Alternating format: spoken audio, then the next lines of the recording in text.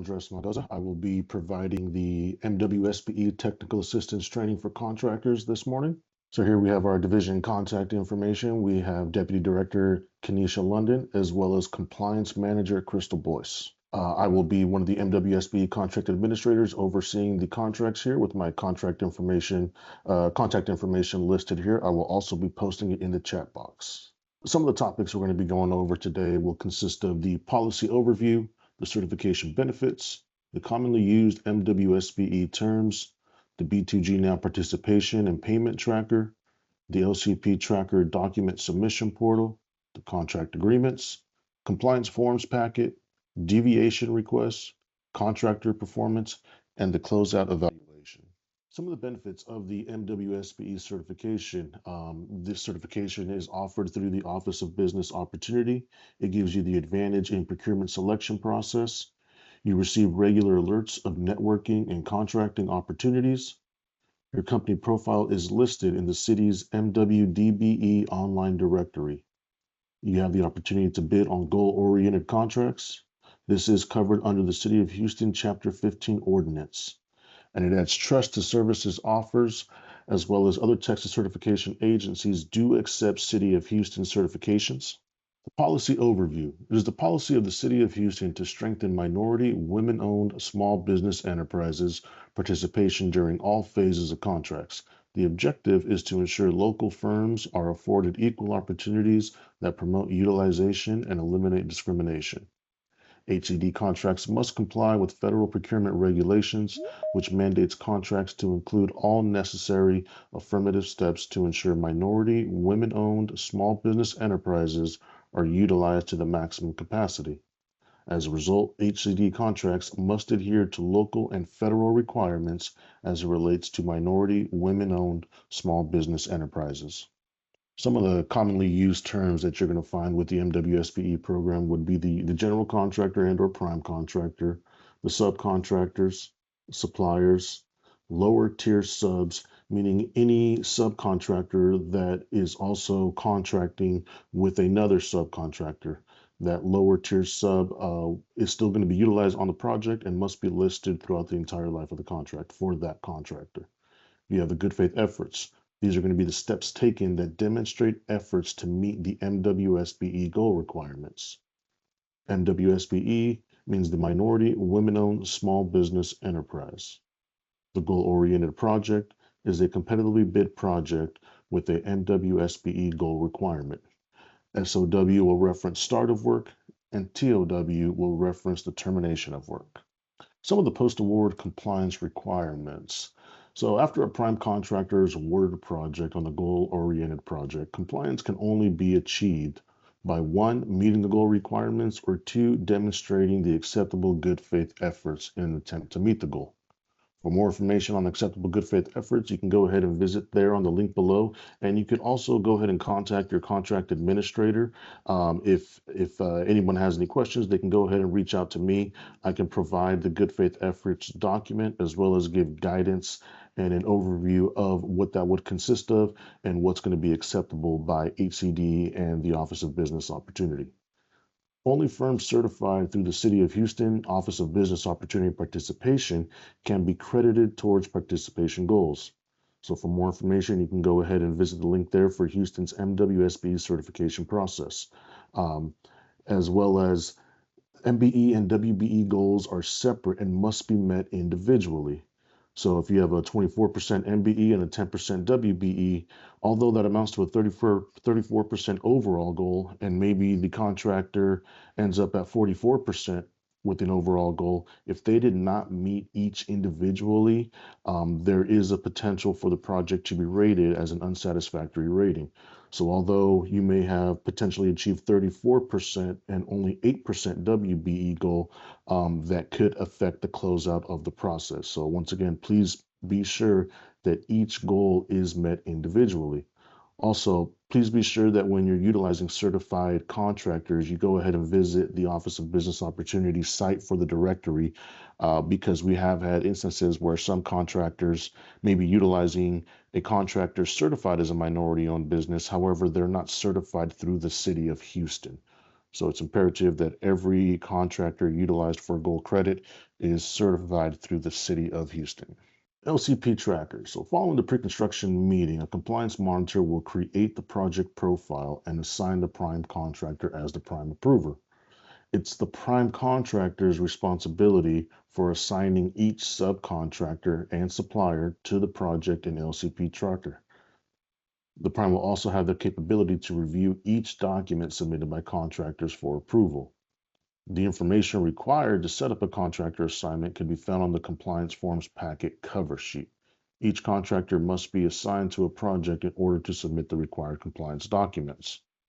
So every prime contractor, once we set it up, it's your responsibility to utilize that compliance cover sheet, which we will be going over later on in the PowerPoint, to each of your subs. The information on that compliance cover sheet is what will be utilized to add that subcontractor. So for setting up the project, it's going to be a two-step process. You can go ahead and add the contractor, submitting the information such as the company name, federal tax ID number, contact name, phone number, and email. So when setting up the contractor, and assigning them, you're going to go ahead and go into LCP Tracker. You're going to select the Set Up from the Toolbar tab, and you're going to click Add Edit Contractors. You're going to add a new contractor if that contractor is not yet in the system. However, if they are already in the system, you can go ahead and search through the contractor ID number and go ahead and select that contractor. Once you have that contractor selected, you can go to the Contractor Assignment tab and click on the Add New Assignment, selecting the project and contractor adding. Once that project is selected in information, you can go ahead and press Save, and that subcontractor will now be added to LCP Tracker, where they will be uploading all of their documents into the system. So when you're uploading documents into the system, please make sure that the document is in a readable form, such as a PDF, Excel form, Word document. You're going to go ahead and go to Add Edit Document, enter the required fields, and upload the document under the appropriate file name. Just as you see here on this slide, this is from LCP Tracker. You're going to go ahead and click E-Documents in the top toolbar there and select Upload Documents. This is what the screen will look like here. Once you have the project name selected, select the contractor for who that contractor is, or if you're the prime contractor, uploading it on their behalf. That's entirely up to the prime contractor. Select that contractor and the document type. The document type in this situation here as the example, it is an annual contractor verification. We need to please make sure that the documents are uploaded to the correct locations. Otherwise, there is a potential for these documents to be rejected into the system. You could enter the document date as well as the description of the document. This one here being the debarred vendor list for 2023. Simply choose the file from the computer and select Save. So with the upload locations that I was referencing, this document here is within the MWSBE compliance packet. This is where you can go ahead and utilize it to determine where these documents are going to be uploaded to. For instance, if you have a compliance cover sheet, start of work, termination of work, or letter of explanation, you can see that those are all under the shared compliance forms location in LCP Tracker. Subcontract agreements, purchase orders, change orders, as you can see, is under the subcontract agreement. We want to make sure that all these documents are uploaded to the correct location. Sometimes we see these documents uploaded to the incorrect location, and for that reason, those documents will be rejected. As you can imagine, we're auditing these projects for the contractor, as well as us ourselves are audited by the state and government here. So we need to make sure that these documents are uploaded to the correct location. Next here, you're going to have the upload description guide. So once you've selected your document, you go to upload it. You want to make sure that we're properly describing the document. For your SAM verification, debarred vendor list, and conflict of interest form, those are all annual documents. Those will be uploaded under the contractor verification location. And as you can see there as the example, SAM verification with the year. When we have multiple contracts that span over 1, 2, 3, 4, 5 years, we need to make sure that we have these annual documents for each of the years that the contract is active. That being said, we're going to need to see SAM verification 2026.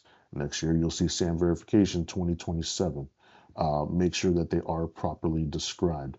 Same thing for the monthly utilization plan and schedule. That is very important there. When you are uploading those plans, MWSBE UP month and year.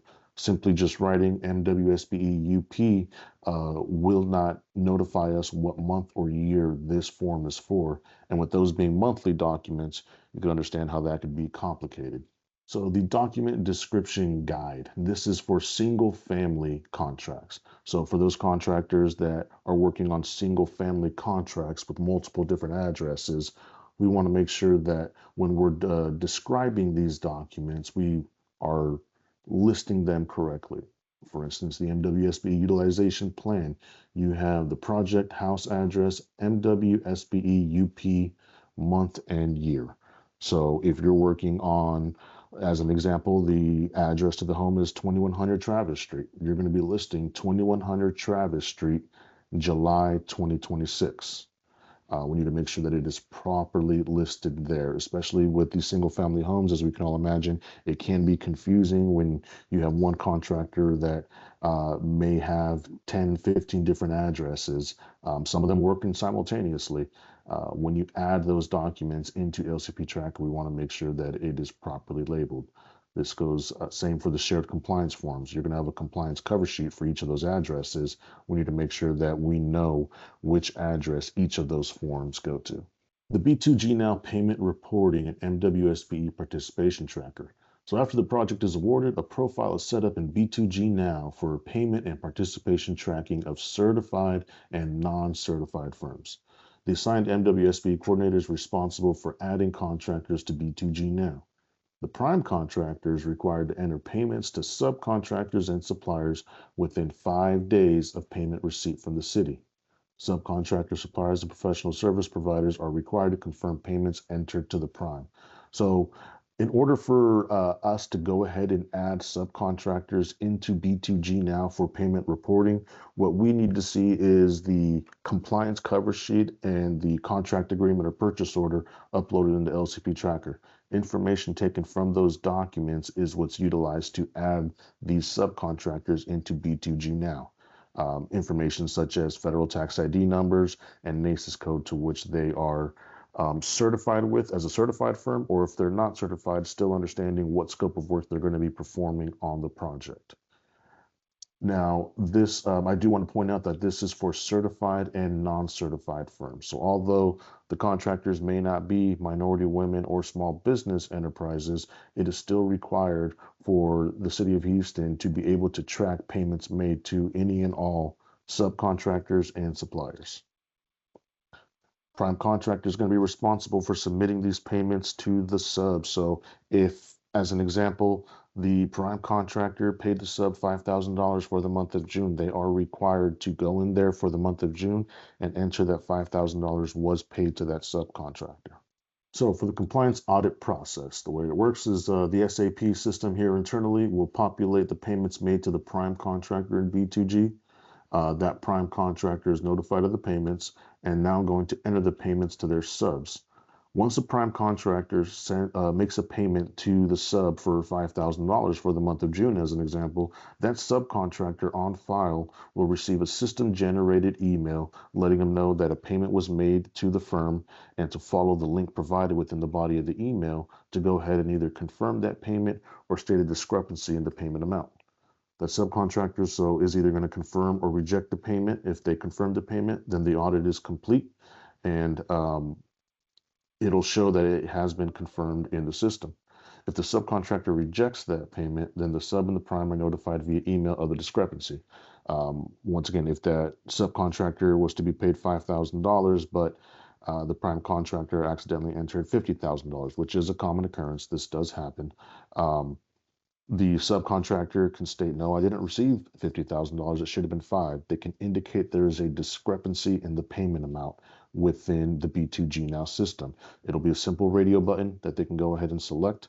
And once they have listed a discrepancy in the amount, the prime contractor on file will receive that system generated email indicating, hey, your subcontractor indicated there's a discrepancy in that amount. please log into the system to review it, to correct it. We ask that any of these corrections be made internally within B2G Now amongst the prime and subcontractor for auditing purposes. So when accessing your contract in B2G Now, you're simply going to log into B2G Now with your company credentials. Up top, you're going to see the dashboard. You're going to click on contract. There, you're going to have a list of all the contracts that you are assigned to or your company is assigned to, and you can simply go ahead and view the specific contract that you need to go in there and make payments to. This is a similar screenshot here of the what's going to be looking like on the prime contractor side. So you're going to have the paid amount for March. You can go ahead and list the dollar amount, list the payment date, um, if there's proof of payment, and then the payment details. This is optional. However, I do recommend that this information be populated as much as possible, as well as attaching files. Sometimes if a prime contractor makes a payment of $5,000 and provides the backup, such as the check number, ACH payment confirmation, or attaches the documents themselves, when that subcontractor receives that email notification and logs in there, rather than them, well, let me figure out, let me talk to the accountant, let me see if that is the true amount. The information is listed there. And that way it's easier, simpler, and quicker to get that payment confirmed so that we're not reaching out saying, hey, these subcontractor payments have not been confirmed. Please contact your sub and make sure that they are able to either confirm or indicate a discrepancy within the system. So for the payment confirmation, this is what it looked like on the subcontractor side. The subcontractor here, prime reported $5,000. Is this correct or incorrect? It's a simple radio button. If it's correct, you select correct. If it's incorrect, you'll receive an additional drop down there indicating why is it incorrect. Is it the dollar amount? Is it the date maybe? That'll give you those options there, indicating whether it's a final payment or if it's not the final payment, there's still project is ongoing, or maybe you still have retainage left.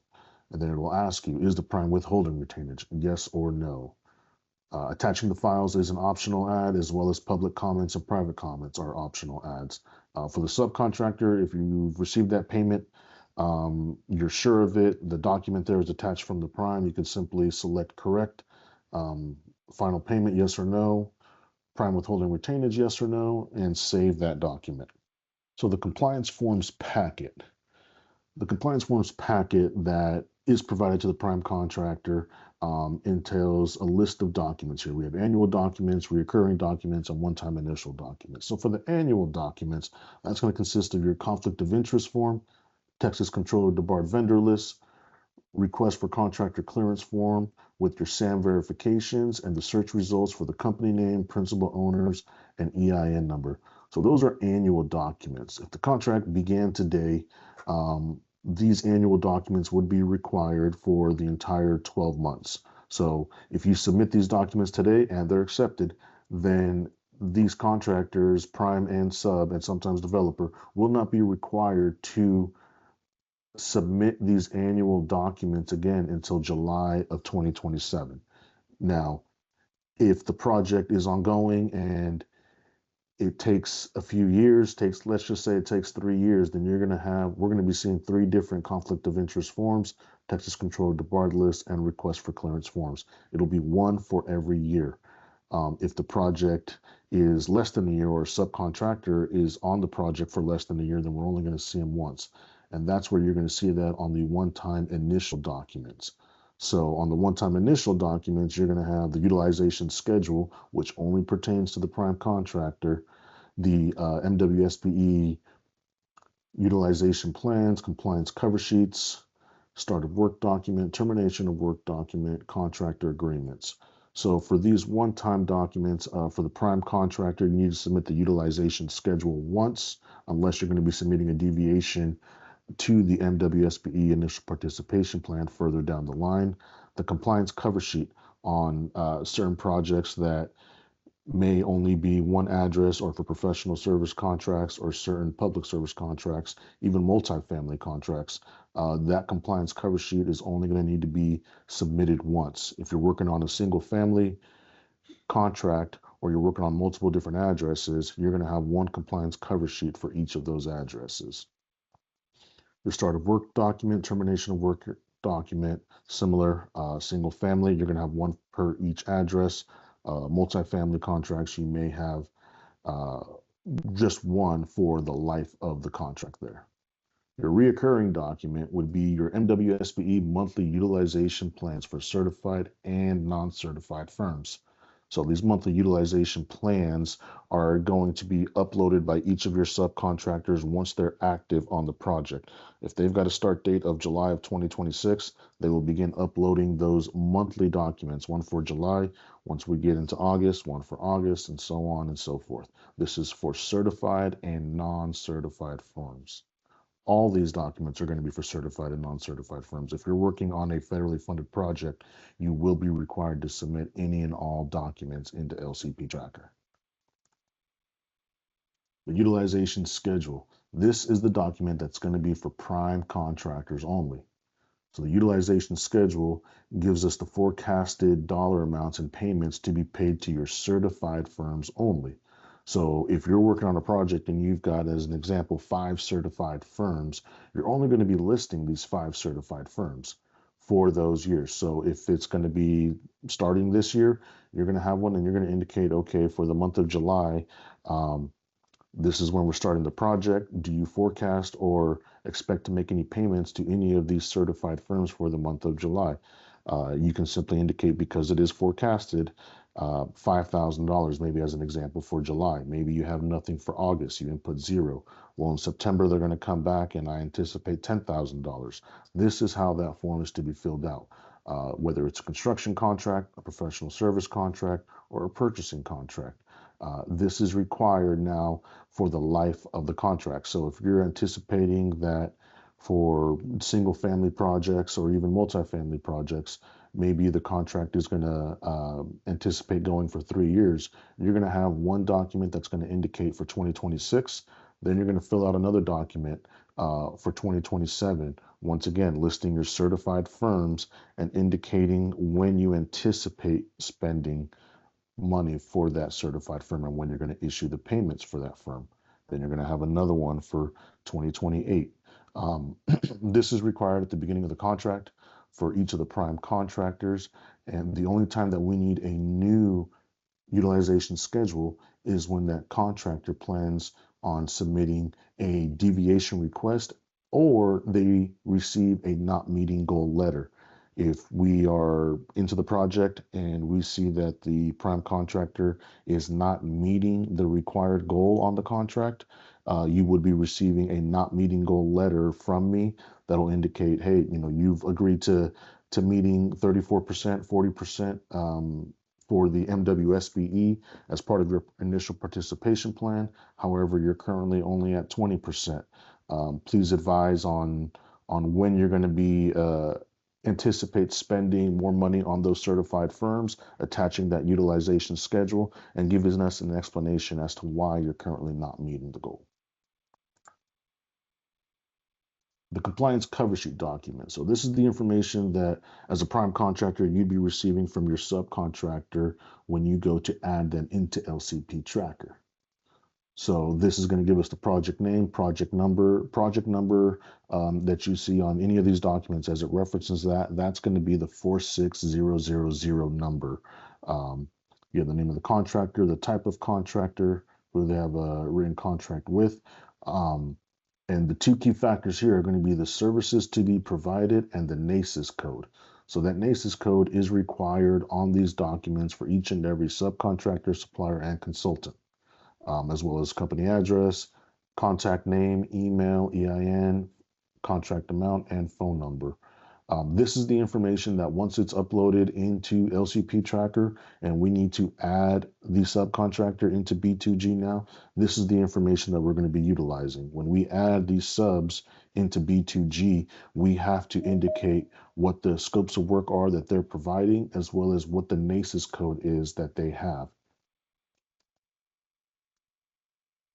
So compliance cover sheet, we can see here a example of one complete on the left-hand side with all the information, one incomplete on the right-hand side. What we see here is that the NACIS code is not listed. They may be doing concrete paving, but they have no NACIS code, which is required, excuse me, for any and all businesses once they are applying for business licenses and getting their federal tax ID number, their EIN number, they are required to list what their NAICS code will be for their business. So every company has one. Um, we just need to make sure that it is properly filled out. And for certified firms, it's extremely important that we see that they are certified for that specific NAICS code. The UEI requirement. What is a UEI? UEI is a unique entity identifier issued through SAM.gov. So effective May 1st, this is a requirement for any and all companies working on and receiving federal funds. So we have an updated request for clearance form that's going to have a location there where you are required to enter your UEI number. So this applies to prime contractors, subcontractors of all levels, suppliers, consultants, professional services, any entity receiving federal funds or participating on federally funded projects. So as I stated, we have an updated request for clearance form. Here's an example here of the request for clearance form. As you can see there, we have the UEI number listed. The prime contractor must submit the request for clearance form for every contractor, supplier, lower tier sub, consulting firm, etc. The date reflected the same year when the SAM verification result was conducted. So as you can see here, once this is filled out, you'll see the instructions there at the top of the screen that tell us that searches must be conducted for the company name, principal owner, and EIN. Now, principal owner, the subcontractor, prime contractor could have one owner, in which case you would be searching just for that one principal. Sometimes we come across companies that have multiple principals. Say, as an example, you've got three of them. You will need to run searches for each of the three individuals, not together, but each individually. You could search John Doe, run that search, have the results, clear out his name, then you're going to run Jane Doe for each of the principals there within the company. So once again, working on a federally funded project requires you to submit SAM verification. The search results must be uploaded into LCP Tracker for all contractors and suppliers. No contract should be executed with the prime contractor, subcontractor, or supplier until their eligibility has been verified. The site now requires the creation of an account to conduct the searches. Each search result must include a date from the website when the search was conducted. That's an important key there. We need to make sure that all these searches are date stamped. We don't want to see them without it because there's a potential that maybe the search was conducted maybe last year when there wasn't any exclusion for that company principal or EIN number. We need to make sure that it has been searched here within the past month or 2 months so that we can go ahead and confirm that it is a recent search. So in order to conduct those searches, what you're going to do is you're going to go ahead and go to the SAM.gov site. You're going to sign in the top right corner. If you're not signed in, you're going to need to create an account. After you're signed in, you're going to navigate to the header menu of the page and select search. So from that page, you're going to select the plus icon and you're going to select entity information. Under that, when you're going to search any words, and then you're going to enter the company name, EIN, and principal names. Once again, one at a time. You're going to select company name, you're going to put it in there, you're going to run a search. After that search is done, you're going to clear that out. You're going to run an additional search for the principal. Clear that out, run one for the EIN. Furthermore, I need you to make sure that when you are selecting the domain, you are entering entity information. Depending on what you select there, different search results will be coming up. So we need to make sure that you are selecting entity information as well as any words in the box. Now, once you run a search, some of these matches may come up with thousands of pages, maybe some of them only a few pages. What we're looking for are the first 3 to 4 pages of the search to see if there's any exclusions for the contractor, principal, or EIN. So don't be alarmed if you come across search results and it having 10,000 pages. Well, we're simply asking for the first 3 to 4 pages of each of those searches. And once you conduct those searches and grab those first 3 to 4 pages, you're going to download them You can hit print and save those first 3 to 4 pages and make sure that it is date stamped. You can go ahead and select the header and footer option in order to get the date stamp on those. Then you're going to upload all the results generated along with the request for clearance form into one document in LCP Tracker. So you're going to have that request for clearance form entirely filled out.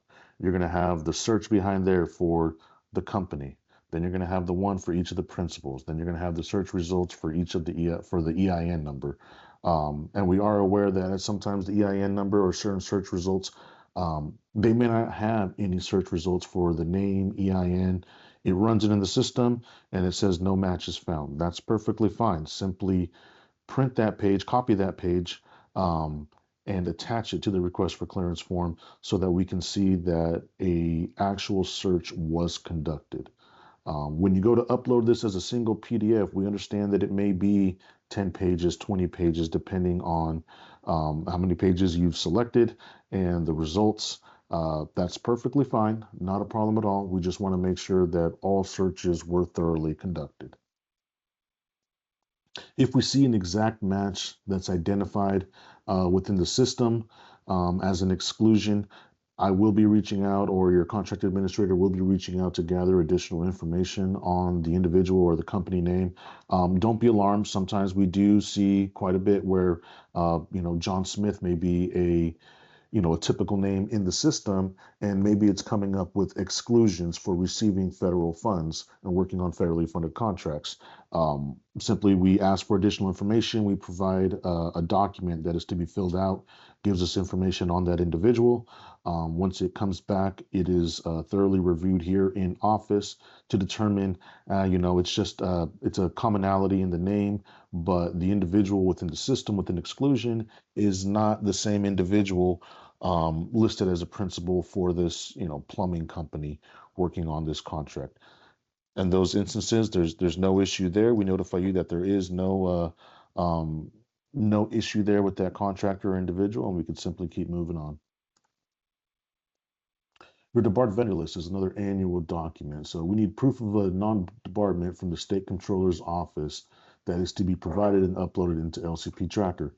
The document here must be date stamped. This is another document that we need to make sure is recently being downloaded and uploaded into LCP Tracker. So in order to do so, we have the instructions within the compliance packet, but also listed here on the slide. You're going to go to the controller.texas.gov site. You're going to scroll down to the procurement resources and click search for CMBL/hub vendors. From there, you're going to click on the debarred vendors list on the left-hand side. This is the document that'll come up. This is the screen. You're simply going to do a Control P. You're going to print it, save it as a PDF, and then once again, you're going to make sure that your header or footer there and make sure that this document is date stamped. If you did a search today, we want to see that it was conducted on July 22nd. This will go ahead and be uploaded into the annual contractor verification document type in LCP Tracker.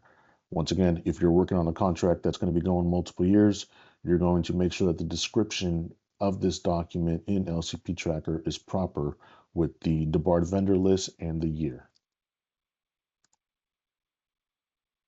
This is simply a accept or reject. You'll see it in when the document is uploaded, we simply view it. As you can see on the right-hand side, we see the document with a date stamp in the upper left-hand corner. That would be accepted.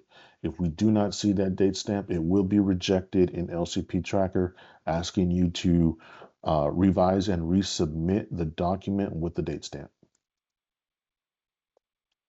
Conflict of interest disclosure. This is the other annual document here.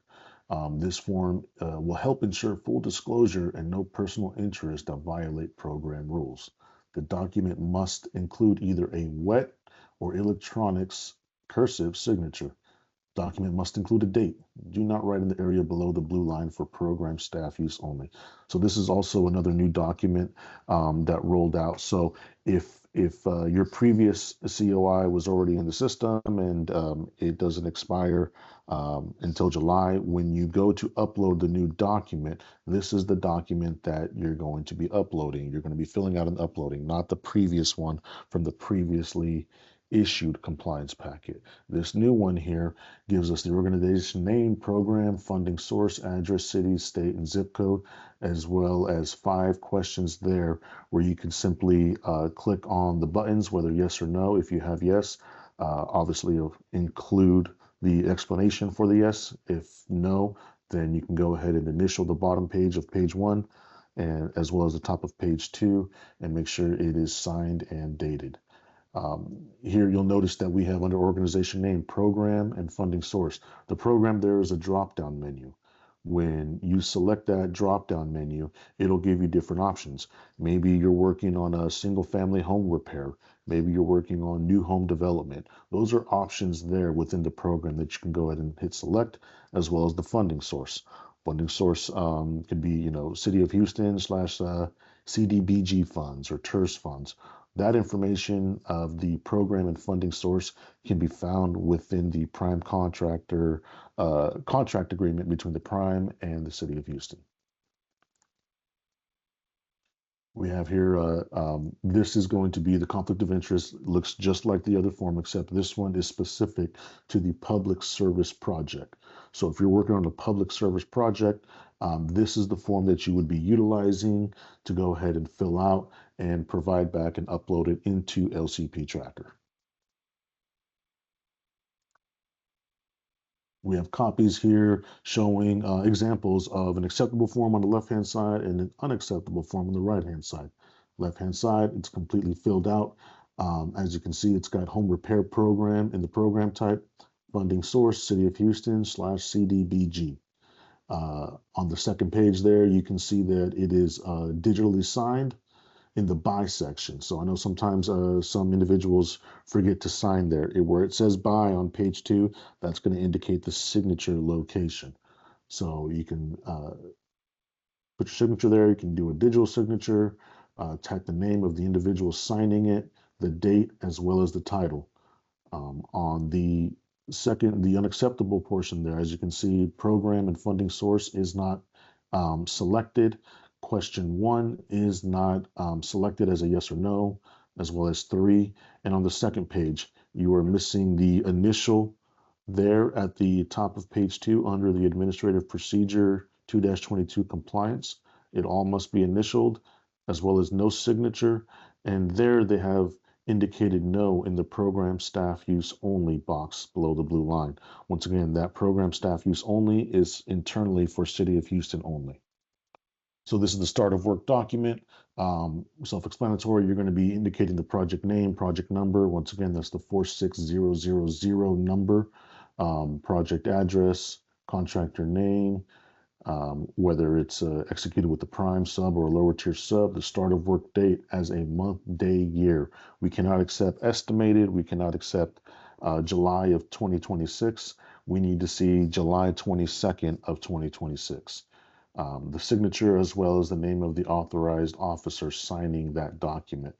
This is required for all contractors once they begin on the job. It also notifies us that, hey, this contractor has now started. We need to monitor them for compliance and make sure that all documents either have already been uploaded or will be uploaded, and making sure that we are now tracking payments in the system. This is required for every single sub, supplier, and consultant on the project. If you're working on single family homes, you're going to have one start of work document per every address. You have the utilization plan. So this, all contractors are responsible for submitting the utilization plan prior to the start of work. So the monthly plan will be every month until the termination of work. So if you're starting July 22nd, you're going to have one starting July 2026. If you end in December of 2026, you're going to have one for every single month up until your termination date. All contractors, subcontractors, suppliers, professional services, etc., are required to fill this out on a monthly basis. If a subcontractor hires any lower tier subs, you're going to list them as your lower tier working on the project. If you're a prime working on a contract and you've got 10 subs, you're going to list all 10 subs working on the contract for that reported month there below the blue line. These will also be uploaded into LCP Tracker with, once again, the proper description. July 2026 MWSBE utilization plan. Here we have two examples of, on the top side, a contractor who is not self-performing. So as we can see, Jones Construction is submitting it for, this looks to be here January of 2023. They filled out their information on the top. In the blue side, they're indicating that they are not self-performing and they have a subcontractor, BBB Construction. This is exactly how it should be filled out for the month of January of 2023 if BBB Construction was on site for that month. If a contractor is self-performing, they don't have any lower tier subcontractors. They're simply going to fill the top part out, and on the left-hand side under item 1E where it says self-performing, they're going to indicate, yes, we are self-performing, and no other information is required below that blue line. Once again, these are monthly plans for every month, and we only want to see, as a prime contractor, if you've got 30 subs on a contract, but maybe for the month of July, you only have 10 subs that were working there. We want to make sure that the only subs that are listed there are the subs that were working on site for that month. It's not a running tally of every sub that's ever been on the job. It's only the subs that are on site for that reported month. The contract agreement. So contract agreements and purchase orders should be executed with every sub-supplier and professional service provider, including lower tier subs participating on the project.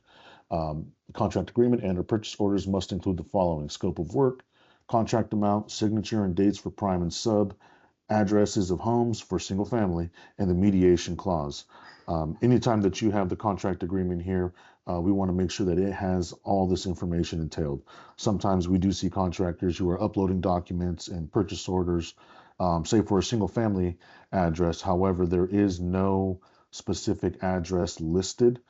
So we're unaware what address that work is even going to. And if there's 10 different addresses, it can be confusing. So make sure all the information is there. Also make sure that both parties have signed the document. If we see one signature without a signature of another, that's going to be grounds for a rejection. As well as the mediation clause. The mediation clause is required to be a part of every subcontract agreement purchase order on these contracts, and attached to that subcontract agreement. This here is the City of Houston MWSBE mediation clause. This is a single page document that some prime contractors either choose to incorporate within the actual contract agreement, or sometimes they simply take this, fill it out, and have it attached as a last page to their contract agreement. That is at the sole discretion and option of the prime contractor and subcontractor. We just need to make sure that it is a part of the contract agreement for the certified firms. Once again, what was mentioned in the previous PowerPoint presentation by Lakeisha, that if a contract agreement has already been executed, you can create an addendum to the contract and simply inputting the compliance packet, all the compliance forms, and the mediation clause, as long as it's signed by both parties, as part of the addendum, upload it into LCP Tracker, and that will suffice. So the form this is the termination of work document, which is the form that must be completed by prime, sub, suppliers, and professional services once their work has concluded. Self-explanatory here, which once again, the termination of work date, September 25th of 2023. We do not want to see September of 2023, or we also cannot see a date that is, anticipated or saying, okay, November of 2026. Well, if we're in July, that's going to be unacceptable. We need to see when the termination of work is the true and firm date, notifying us that, okay, we only need to monitor the documents in LCP Tracker from this date to this date.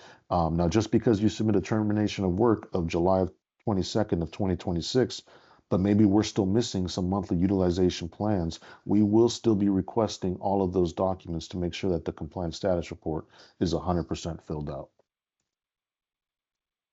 Work on hold notices.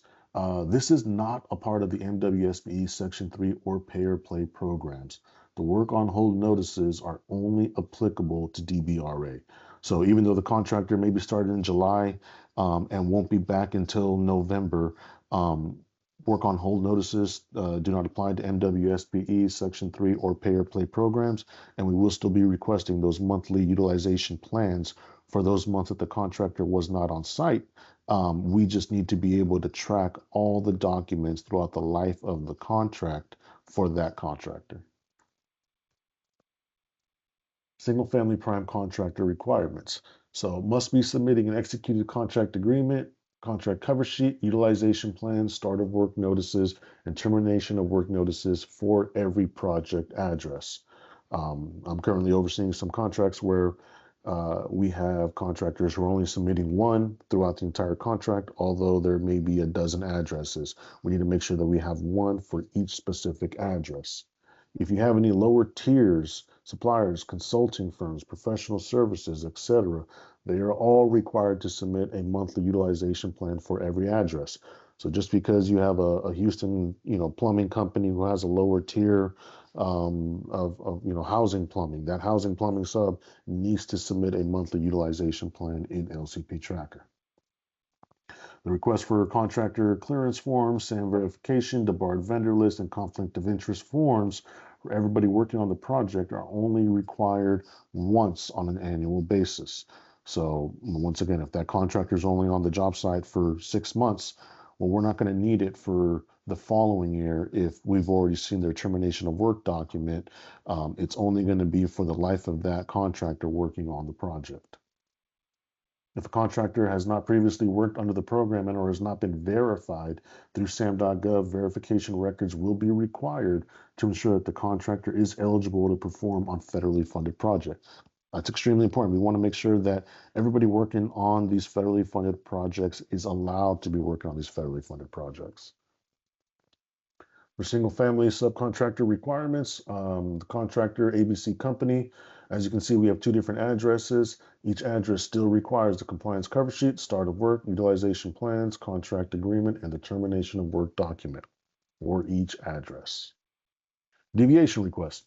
So as a prime contractor, so work designated in your approved plan cannot be completed by another subcontractor and or supplier unless you receive permission from HCD. To deviate from the approved MWBE participation plan, the request must be submitted in writing to the assigned compliance monitor stating your proposed change, the specific reason for removal, and how you plan to meet your MWBE goal. A deviation request is only required to add or remove a certified MWSBE firm. The request should include reasons for the deviation as to who, what, when, and why. When removing a firm, a plan to achieve the impacted MWSBE goal is required. A deviation request does not reduce or increase the contract goal. The prime contractor is responsible for achieving the approved participation goal at the time of award. Prime contractor cannot replace a certified firm with a non-certified firm. So this is very key information here. If you provided your initial participation plan indicating you were going to be hitting at, let's just say, 34%, 38%, and for whatever reason, there's an issue with one of your certified firms being utilized for gold credit on the project, you're going to want to submit a deviation request if you want to remove that firm and replace them with another certified firm performing the same scope of work. There are a list of questions that we have that we need filled out that consist of that who, what, when, and why. If at any time you feel like you are going to be needing to submit a deviation request, please contact your MWSBE contract administrator as soon as possible for additional guidance on what's going to need to be required, how it is to be submitted on your company letterhead with an updated utilization schedule, as well as notifying that certified firm that they are going to be removed from the project. It's imperative that these deviation requests be done as soon as possible. If you are going to submit a deviation request and utilize a new sub, please note that payments made after the approval of the deviation request will be utilized towards gold credit. Or there's companies that want to utilize a sub that's already been on the job for a month, for a year, and now we want to use them for additional gold credit.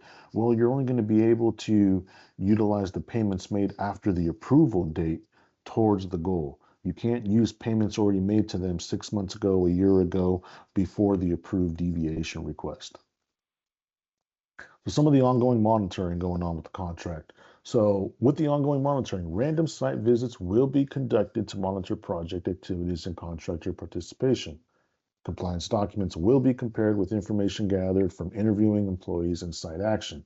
Documents submitted for reporting and monitoring purposes by all contractors will be reviewed for accuracy and compliance with requirements. The prime contractor will be notified of any items identified as non-compliant via email by the 5th of every month. So yes, random site visits will be conducted.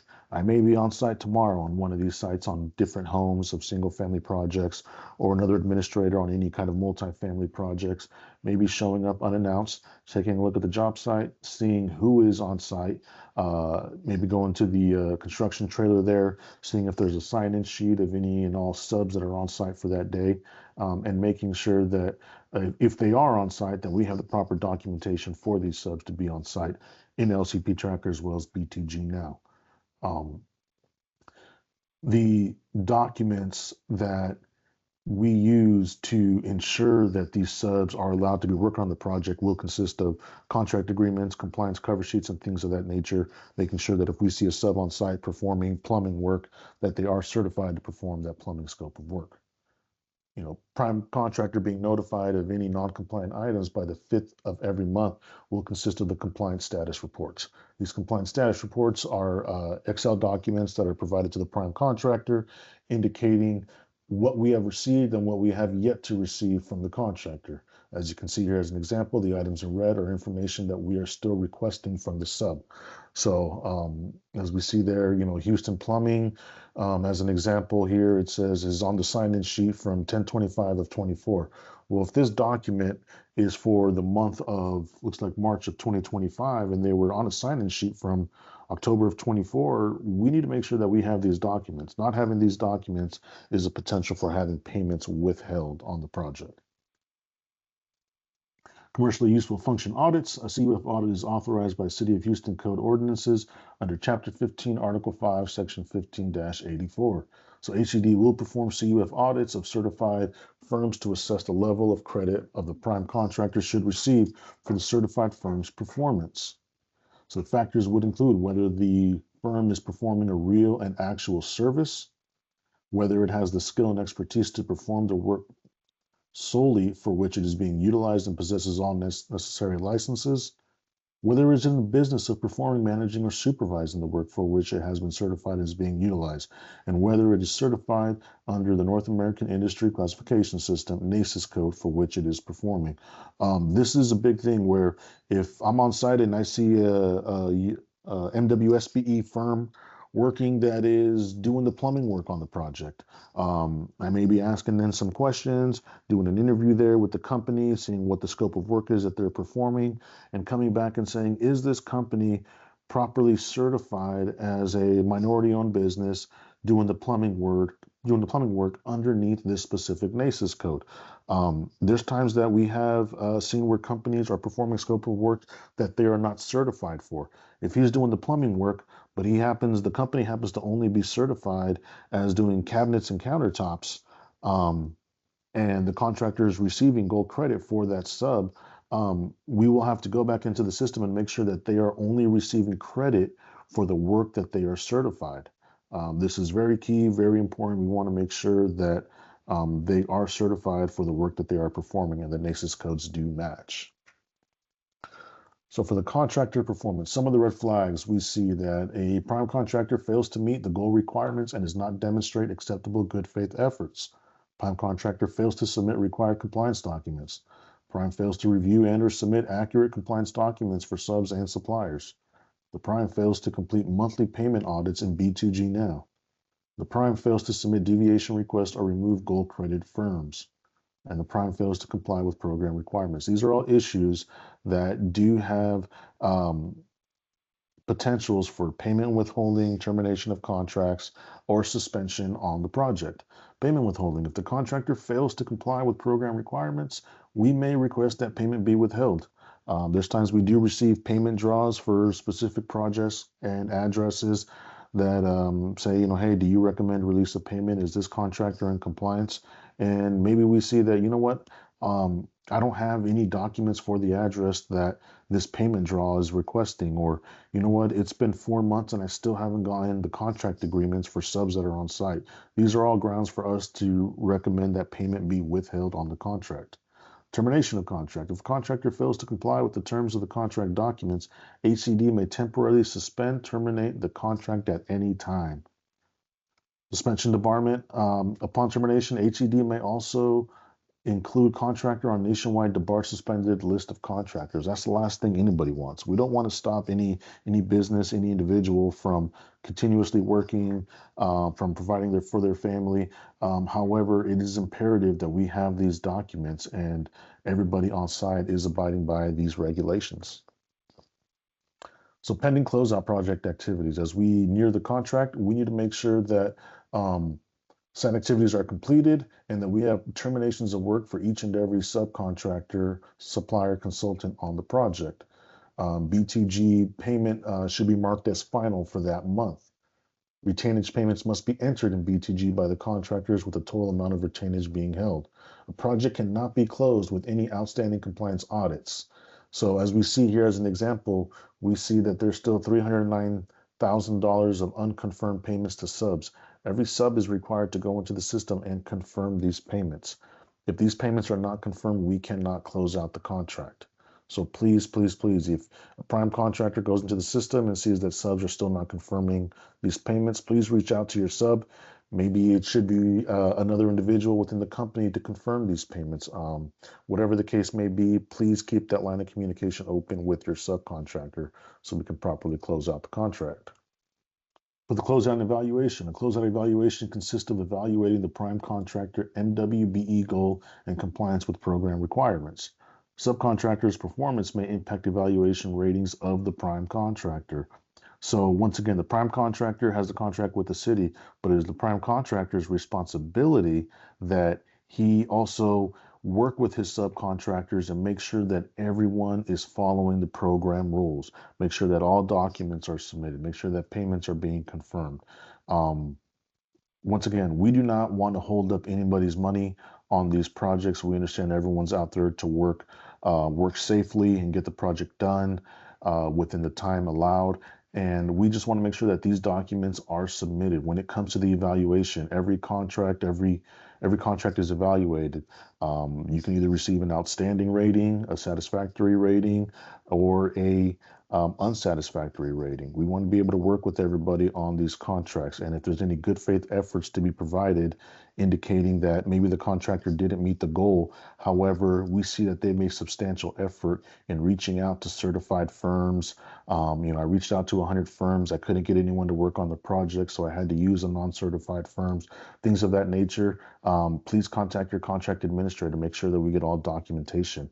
The last thing we want is to give anyone an unsatisfactory rating because there's a potential for two consecutive unsatisfactory ratings could potentially debar you from working with the city for up to 5 years. That's the last thing anybody wants. So it's imperative that both prime and subs maintain compliance throughout the entire contract. We have a couple of resource links here, Chapter 15, Article 5, City of Houston Code of Ordinances, as well as the Good Faith Efforts Policy. Once again, if you have any questions or require additional information regarding the Good Faith Efforts Policy, please reach out to us as soon as possible so we can be able to help you as quickly as possible. And with that being said, are there any comments or questions? Okay, well, if there's no comments or questions, I'd like to thank you for participating in the MWSBE virtual training. I hope the information was beneficial to you. Once again, if you have any questions, comments, you can reach out to me directly. You can reach out to any of my counterparts, and we can definitely work together on making sure that your project is done safely and in compliance. Thank you.